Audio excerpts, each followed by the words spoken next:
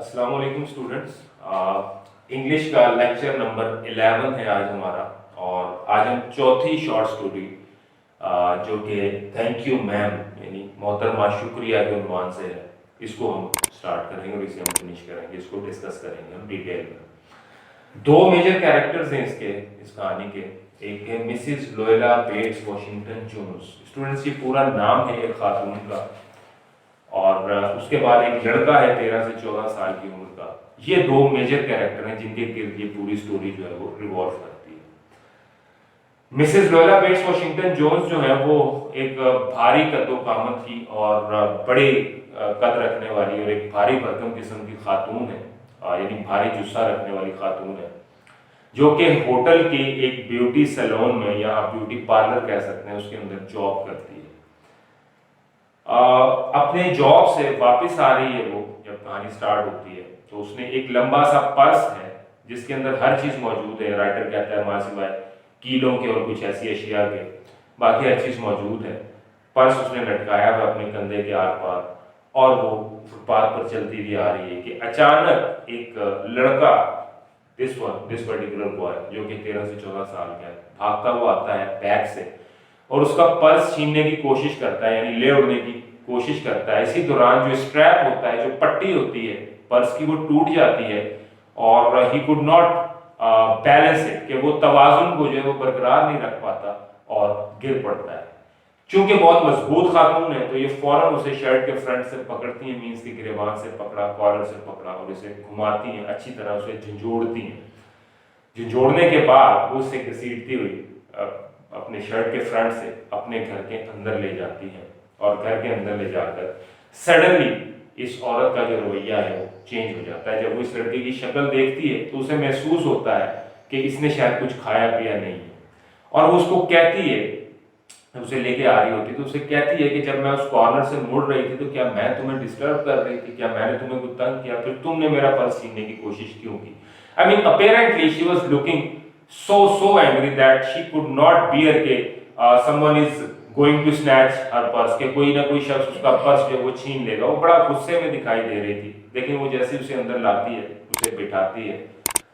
उसके बाद लड़का देखता है कि कुछ दूसरे कमरे से कुछ लोगों के बोलने की आवाजें आ रही हैं। सो वो समझ सकता था कि इस घर के अंदर वो और औरत अकेले नहीं थे, कुछ और लोग भी थे। दूसरा जो लड़के को सबसे ज्यादा डर था वो ये था कि कहीं ये खातून उसे पुलिस के हवाले ना कर दे, लेकिन खातून की ऐसी कोई इंटेंशन नहीं थी। खातून ये महसूस करती है कि ये कोई गरीब घर का है, शायद मिस्कीन है, शायद ऑर्फन है, शायद इसने खाया पिया भी कुछ नहीं, इसकी शक्ल शायद मुंह हाथ भी इसने अरसे से नहीं धोया, ये कंडीशन थी उस लड़के की। तो वो उसे हाथ मुंह धुलाती है। तो वो लड़का पूछता है कि क्या आप मुझे पुलिस के हवाले करने जा रही हैं। तो वो बड़ा अच्छे से जोकफुली अंदाज में वो कहती है कि इस कंडीशन के साथ तो मैं तुम्हें कहीं भी नहीं जाने दूंगी, यानी जिस कंडीशन में तुम हो। सो इट मींस कि she was a soft woman and she was having a soft corner for the boy in the meanwhile. Mrs Luella Bates Washington Jones उसको कहती है, हाथ मुंह धुलवाती है उसका, उसे टॉवल देती है नया और उसके लिए मेज के ऊपर पे खाना लगाती है और खाना उसके साथ खाती है। उससे पूछती है कि तुमने खाना नहीं खाया, काफी अरसे से नहीं खाया। उससे पूछती है कि तुम्हारे घर में ऐसा कोई नहीं जो तुम्हें इस बात की तलकीन कर सके कि ये काम नहीं करना चाहिए। तो वो उसे बताता है कि उसके घर में कोई नहीं है।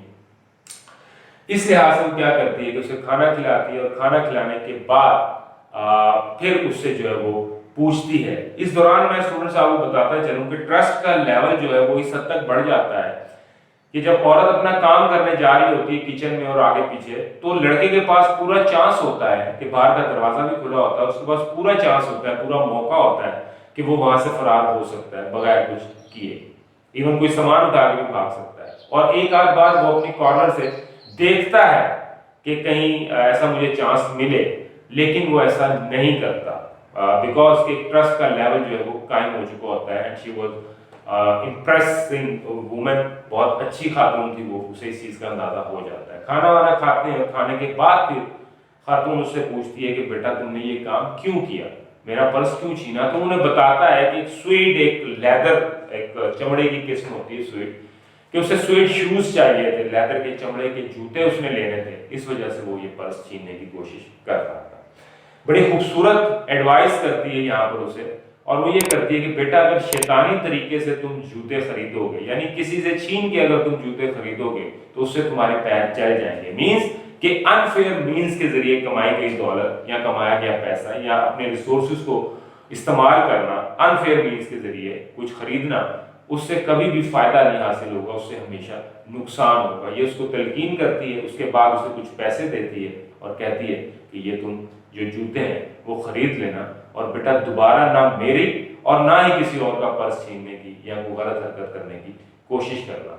इस तरह से उसे तलकीन करके वो रवाना कर देती है। बड़े अच्छे और बड़े कंजीनियल से इन्वायरमेंट के अंदर उनकी ये डिस्कशन चलती है। और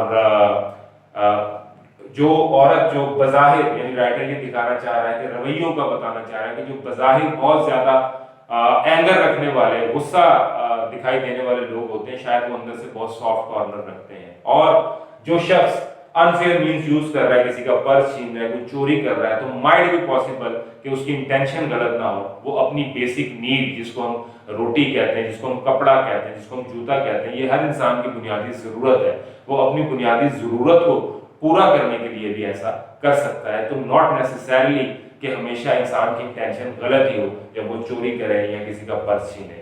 सो ये दोनों एलिमेंट यहाँ पर साइड बाय साइड चलते हैं पूरी स्टोरी के अंदर। एक शॉर्ट स्टोरी है लेकिन बहुत इंटरेस्टिंग है, थॉट प्रोवोकिंग है, एडवाइस देने वाली है, जिस तरह हमने अभी इसको डिस्कस भी किया है।